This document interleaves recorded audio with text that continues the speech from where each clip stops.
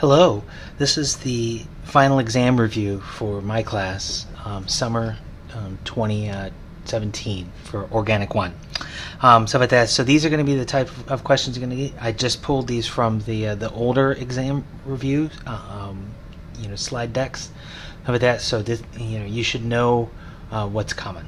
The questions are going to be very similar to what you've seen on the previous exams. I just pulled out the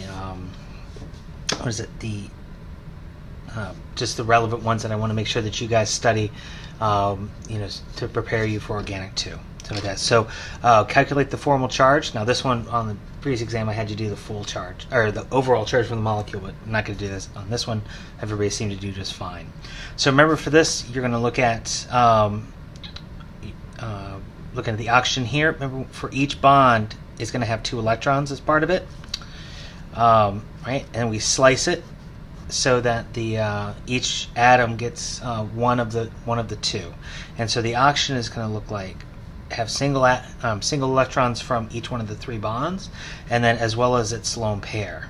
Okay, so oxygen typically has 6 valence electrons, so you subtract what it has now, so 5, so it ends up being +1. So the overall charge for the oxygen is +1. So for hybridization, remember what we're going to be doing is bond sets plus lone pair sets. Okay, that's going to equal the number of letters you need. And remember, for bond sets, for double, single, and triple bonds all count as 1. Stuff like that. So for here, right, this one's going to have, this is 1 bond set, that's 1 bond set. And so everything always has an S, so we need 2 letters, so an S and a P. So we're going to start with an S and then just add P's until we get enough.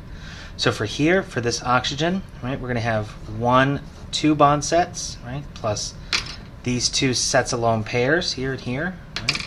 So 2 plus 2, so we're going to need 4 letters, and so we go S, P, P, P, right? So it's SP3. So this one's just SP, this one's SP3. Now, calculate in each pair which is the most acidic hydrogen. Okay, so here's the order that you need to think about these. So the first thing you want to do is to find the acidic hydrogen.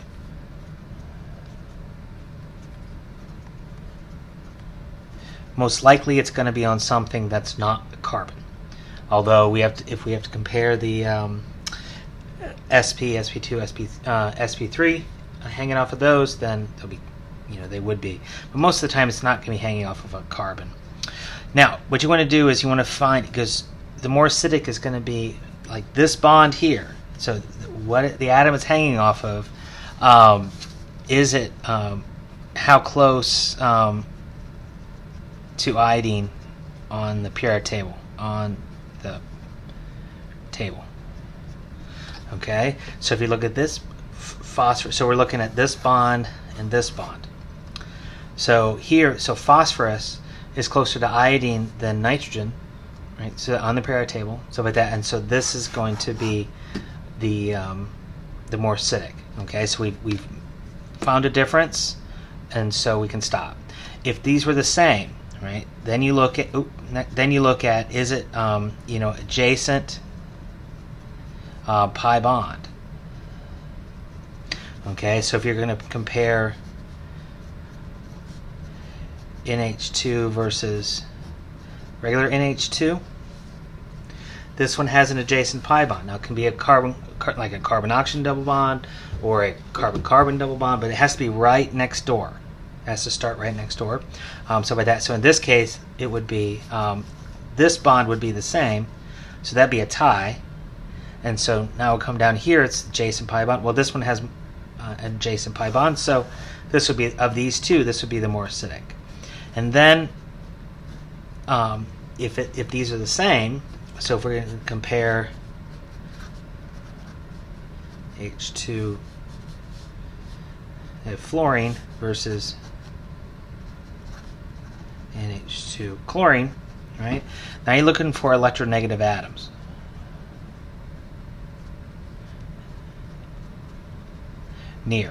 Nearby. Okay? but that, and so for here, right, they both have the same NH bond. Okay, NH, NH. That's the acidic bond. Obviously they're equidistant. So now we look for pi bond, adjacent pi bonds. Well, yeah, they both have a C double bond O next to it. Okay, and then we go down to electronegative atoms nearby. Well, here we go. So for this one, we have a fluorine, right? This one we have a chlorine. Fluorine's more electronegative, right? It's the most electronegative except for the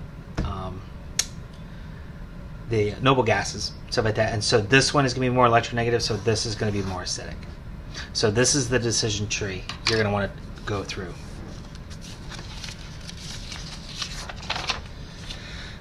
So for this one, so drawing the formal charge, so the first thing you're probably going to want to do is to go ahead and just draw in the hydrogens. Okay. Now you're going to want to look at the and you figure out which atoms are eligible to even participate in the resonance structure. So as long as you satisfy one of the following, it either needs a charge, it has a lone pair, or it's part of a pi bond. Okay, so like this one here, this carbon here, that has a charge on it, we can use that. These two and these two, those are these four carbons here, those are part of pi bonds, so those will work. But this one here, that carbon there, it only has single bonds, it doesn't have a lone pair, it doesn't have a charge, so we can't use that one in the resonance structure. Okay, and so for here, this carbon, so usually good rule of thumb is start where the charge is, okay, and find out what's wrong with it because it has a charge. So this carbon here only has 3 bonds, it wants a 4th one, and so it can't use this this neighbor for help because it can't participate.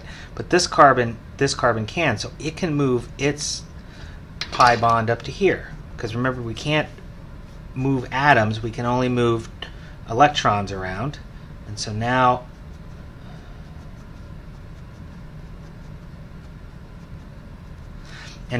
this carbon here has the positive charge. So we could look at this neighbor and move this back, but that's just this structure. So what we're going to do is have the other neighbor help it out and move it over here. And so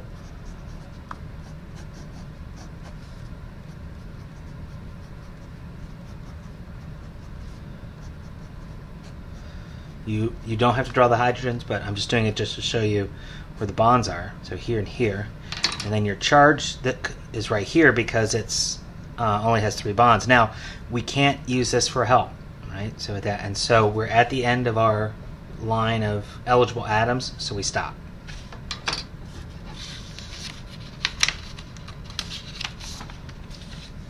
Okay, so for this one, right? So with that, so you're going to need to tell me of these two, which does this correspond to? Now you're always going to assume that they have the alkane CC and alkane CH bonds. You're just going to assume that every spectrum is going to have that. So those would also be present. Okay, but that's not going to tell you anything. So for this one here, you're going to have you only have those that CC and CH, right? The alkane.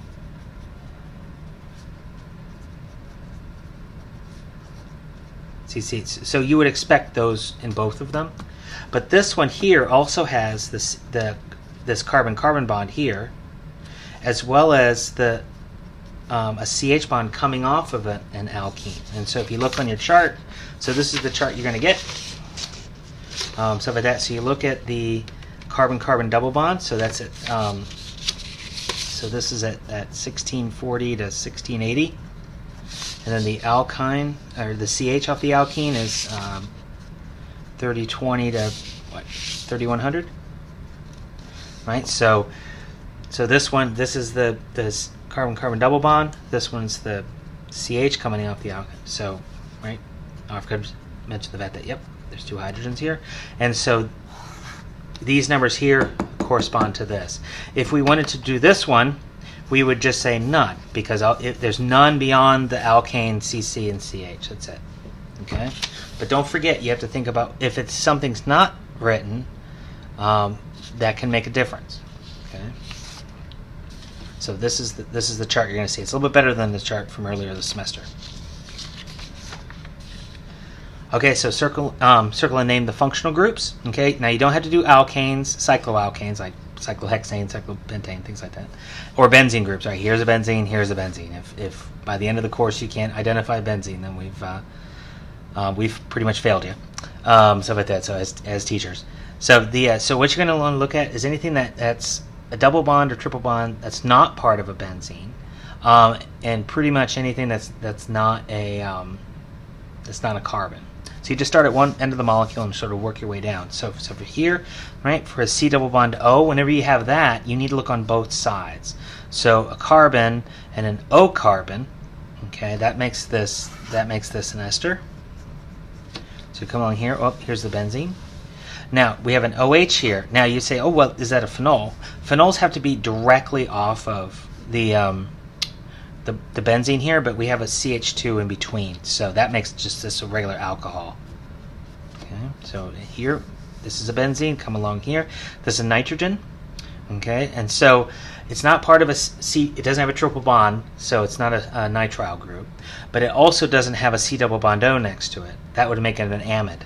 So it's just a regular nitrogen. So this is just an amine. So give a point for circling it. Give a point for naming it. So if you can't remember the name, at least circle it. Get your partial credit. Now the naming. So with that, so I'm not going to go through here. Actually, at the end of the slide deck that I uploaded, we've got all the rules for naming. You can go back and look at the exam 3. Go back and look at the naming, the naming chapter and stuff like that, and go through that. With that, so I'm not going to have all. Was it 7? I'm not going to have you name 7 things, but you don't know which one of these I'm going to pick out. So for cis and trans isomers, remember the cis is either both up or both down, right? And trans is one up, one down. Okay. And so for here, this is pretty easy, right? The methyl groups are both pointed the same way, so this is going to be cis.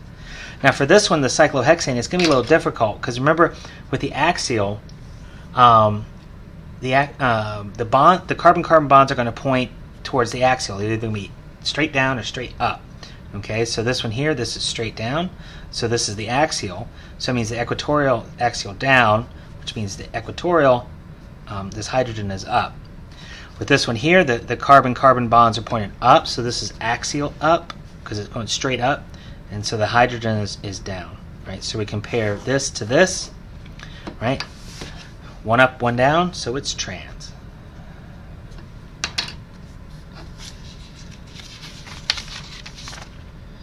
Okay, so for degree of unsaturation, I'm going to give you this this formula here, something like that. So don't forget that this is the the number of fluorines plus chlorines plus bromines plus iodines, right? So if I have 2 fluorines and a chlorine, this number will be 3. If I have a bromine, chlorine, bromine, iodine, this is going to be 4. Okay, that's usually where people can mess up. Also notice that oxygen is not part of this equation, so we don't put it in. Okay, so it's going to be 2 times the number of carbons here, so which is 8, plus 2, that's a constant, plus the number of nitrogens, so that's 1. Minus the number of halides, so we have 1 fluorine, so 1, but none of the other ones, and then minus the number of hydrogens, right? So it's minus 8, so it ends up being 8. Was it 16, 17, 18, 19? So it's 19 minus 9 over 2, so it's 10 over 2 equal 5. There you go. So if your number is 0 is fine, because that just means it'd be like hexane. It has no rings, it has no pi bonds, stuff like that. So, but if it's negative, something's wrong with the equation. You've entered these wrong. If it's a half, like 1.5, something's wrong, right? Because you can't have half a pi bond or half a carbon-carbon double bond, stuff like that. So it needs to be a 0. It's a whole number 0 or greater. So. Okay, so find the chiral center. If it's not chiral, go ahead and write achiral. Stuff like that. So the easiest thing to do is just put in the hydrogens, right? So you can go CH2, or excuse me, CH3, CH2. 1, 2, 3 bonds here, so there's one there. CH2, CH2. This one here, 3 bonds shown, so there is a hydrogen, so that's okay. CH3, CH3, right? So if you have more than one hydrogen on that, on this one here, right? So CH3 it can't be, because you know it can't be chiral, right? Because you need 4 different things. So we can get rid of this one, this one, this one, this one, that one, and that one, right? So voila, we've gotten rid of most of them. So for that, and so for here, right? Oh wait, here let's go to this one. So for that, so for here, this carbon here, we have a fluorine carbon, or fluorine CH2 CH2 hydrogen. Well, okay, so there's a tie here. Okay, so what do we have to do? We have to go out one more, and notice how it's CH2 CH3. Okay, and so here we found a difference. So that means the left side is going to be different than the right side. So you have 4 different things. So there's a chiral center here. Now on this side, right? Well, we have CH2, CH3, CH3, and H. Okay, so this is a tie. So normally we would go out one, right? But we're at the end of our chain, so we can't go any further. So that means this is the same as that, and so that can't be it. So we just have the one chiral center. Okay. So for this one, right, we're going to look at hydrogen, carbon, carbon, carbon. Okay. So that's a tie, but we know that this one is 4. So since this is a tie, we're going to look at bonds, and so this one is 2 carbon-carbon bonds, 2 carbon-hydrogen. Right? That one is 2 carbon-carbon, 2 carbon-hydrogen. Right? 2 bonds shown, 2 hydrogens. This one here also 2 carbon-carbon, but it has 2 carbon-oxygen bonds as well. Right? 1, 2. And so we're going to compare the heaviest bonds. Right? This one is carbon-oxygen. These 2 are carbon-carbon. This wins, so this is going to be number 1. Now for this one here, it's a tie. It's a straight tie. So there we go. So we're going to look at this one versus this one. Right? Here we have 1 carbon-carbon bond, 2 carbon-hydrogens, 1 carbon-chlorine. Here we have 2 carbon-carbon, 2 carbon-hydrogen. Right? So we're looking at this versus now this one's the carbon-chlorine. Right? This has 2, but that doesn't matter. We're carbon-carbon versus carbon-chlorine. This is heavier, so this wins. So that's going to have a higher priority than this one. So 3. Okay, so I usually rewrite it so with just the numbers. Okay, 4, 2, 1, 3. So if you're going to use your hands, okay, your thumb would point to wherever 4 is, and so in this case it'd be pointing up, it'd be facing you, right? 'Cause 4 is on the wedge, and you want to start your fingers at 1, and so sweep towards 1 to 2, so 1 to 2 like this, and 3. Since you're using your left hand, it's S, right? So because if I try to do it with my right hand, remember that my thumb would need to be pointing towards you, and so if I try to do 1 to 2 like that, I'd break my fingers. So if I tried to do this with the steering wheel method, okay, what I need to do is I need to twirl this to get, remember 4 needs to get behind, so when I do that, these 2 would switch. So you just kind of, if 4 is here, if I switch this to move it around like this, right, so 4 was originally here, now it's over here, the 1 would stay where it is. I'm going to put the 4 in the back, but these 2 would swap, and so it's 2 and 3, 1. And so since it's going counterclockwise, right, it's going left, so it's S.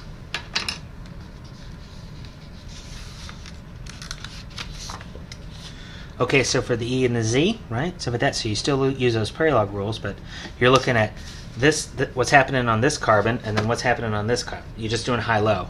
Okay, and so for here, chlorine versus nitrogen, right? This is high. This is a higher priority than this because chlorine's heavier, so low. So on this side, right, we've got CH2, CH2. It's just alkanes, right? So CH2, CH2, so that's a tie.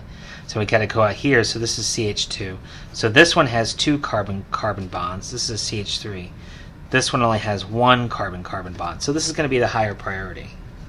High, low. So remember, you look at the highs, right? So highs, they are on the same side, right? So with that, and so it's Z. So for here, it's hydrogen versus carbon. So again, we're just looking on this side. So this is going to be the high, that's the low. On this side here, right? So carbon versus carbon, okay. But this one has 2 carbon-carbon, 2 carbon-hydrogen. This one only has 1 carbon-carbon, 3 carbon hydrogens. So this is going to be the high, low. So this chlorine didn't make it a difference, right? As we radiate out, as soon as we find a difference, we stop. Okay, so, and here the high is up top, down below. They are not on the same side, so it's E.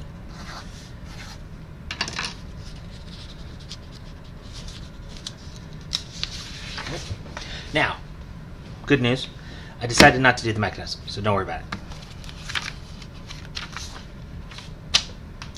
Okay, so design a synthesis here where we're trying to make an alkene, stuff like that. And so what you're going to need to look at, right, stuff like that. So we've got the alkene for here, right, stuff like that. So either one of these two, and then we're going to have to fill in the rest of the carbons with from here.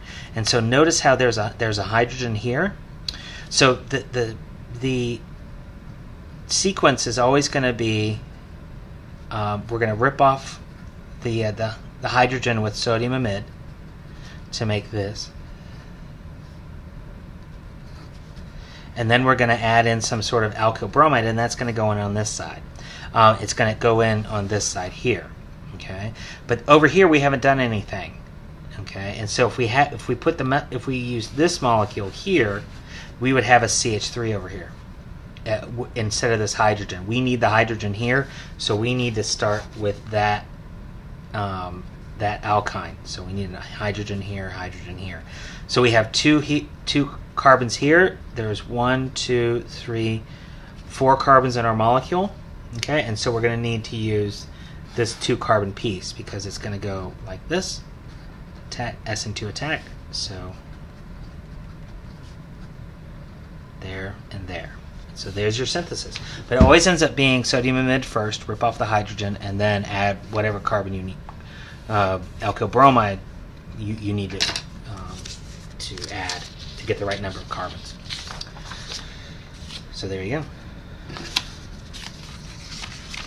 Okay, so these are these reactions you're going to need to know, right? It's the same ones that you need for the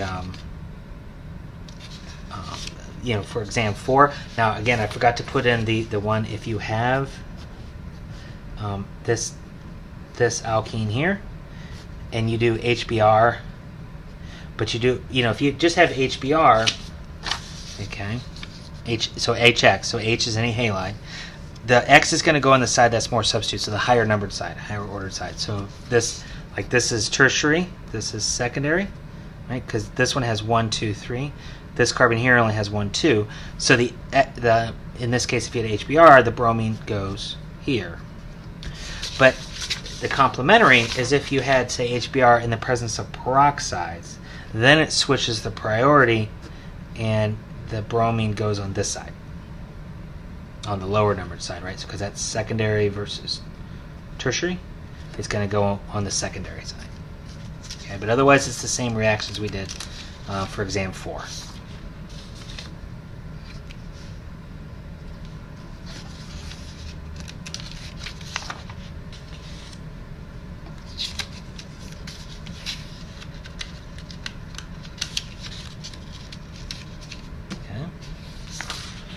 So, also don't forget the carbohydrate reactions, the reduction, and then the 3 oxidations.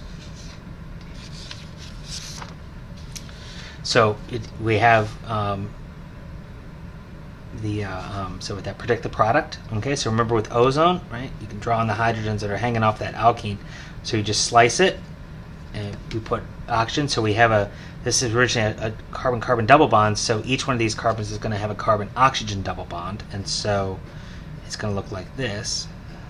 Remember, you can always put those C double bond O's next to each other, and so you're going to end up like this. Okay, 1, 2, 3, 4, right? 1, 2, 3, 4. You don't have to have it unfurled. Okay, so for HBr, remember, we're going to put it on, there's no peroxide, so we're going to put it on the higher numbered side, so 2 primary, secondary, primary. And so we just do it twice, and both times that bromine's going to go on the higher numbered side, so bromine, bromine. The hydrogens are going to go on this side. For this one here, the osmium, remember, it adds on, it's a syn addition, so they both go on the same side, and you're going to put an OH here and here, there and there, both sides of the double bond. With this one here, remember, so this one goes on the oxymercuration with an alkene, right? This one's going to go on the higher numbered side, so this is secondary, this is primary. So the OH is going to go on that side. Okay, don't worry about MCPVA with that, so we'll get to that later. And then for here, the chlorine in the presence of water, okay, if it was just chlorine in there, we would have chlorine adding on either side of the double bond. But since we have water around, the first chlorine goes on the lower numbered side, and then it's an OH that goes on the higher numbered side. So remember, so this is tertiary, this is primary. So the first thing goes on the low side, and then the high side. In this case, because you get the water. If this wasn't here, it'd be chlorine. Otherwise, you make the halohydrin. Okay, so for the multi-step synthesis, okay, remember we sort of have to do backwards. So the second half of the synthesis is going to be just getting it to the point where we can do the chemistry to put this functional group in. The first half of the synthesis is getting it, get the carbons in the right position, okay.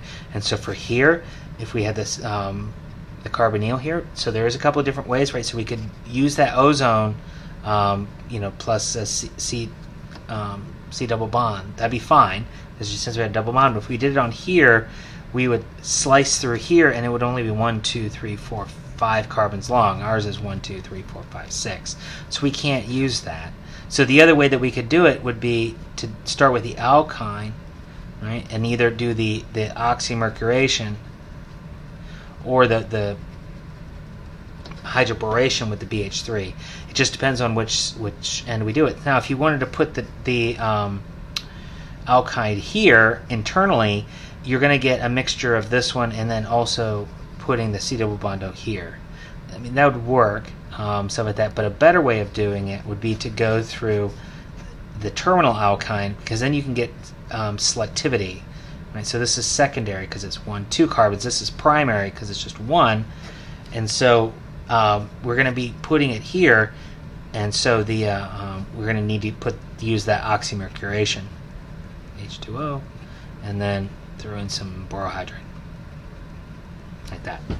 Because remember, it's going to put that OH here on the ene, and that's going to tautomerize to here. So now we need to make.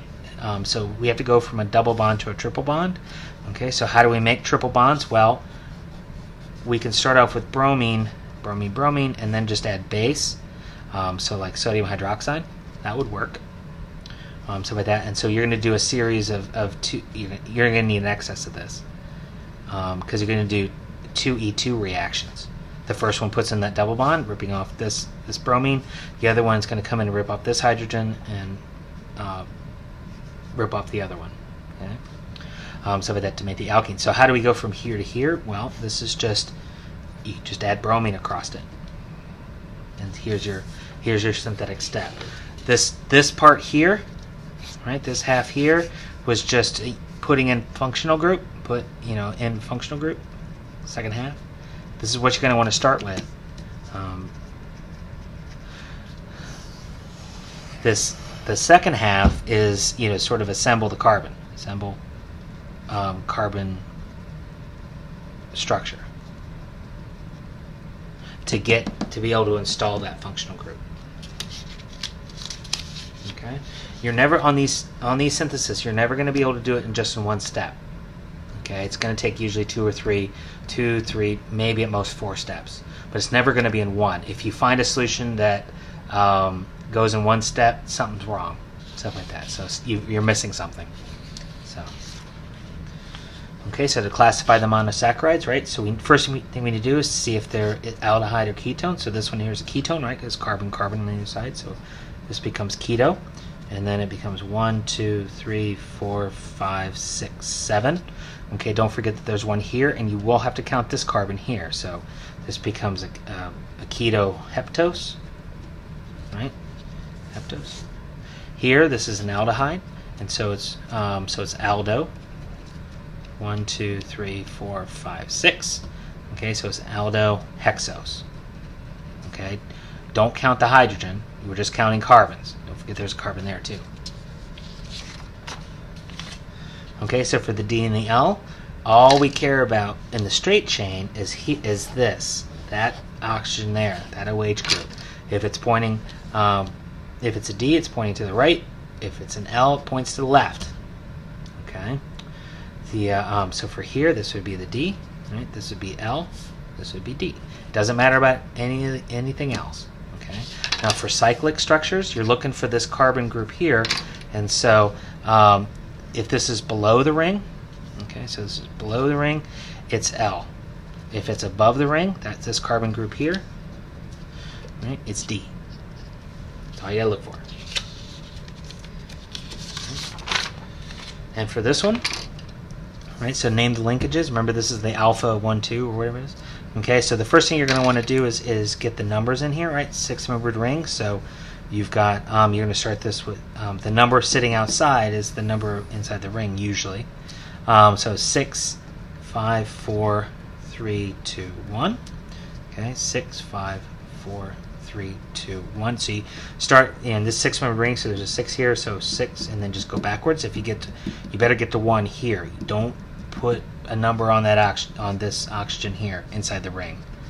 6, 5, 4, 3, 2, 1. 6, 5, 4, 3, 2, 1. Okay, and so for here, remember if we're looking for this linkage here, this linkage. These are the only two sugars we care about.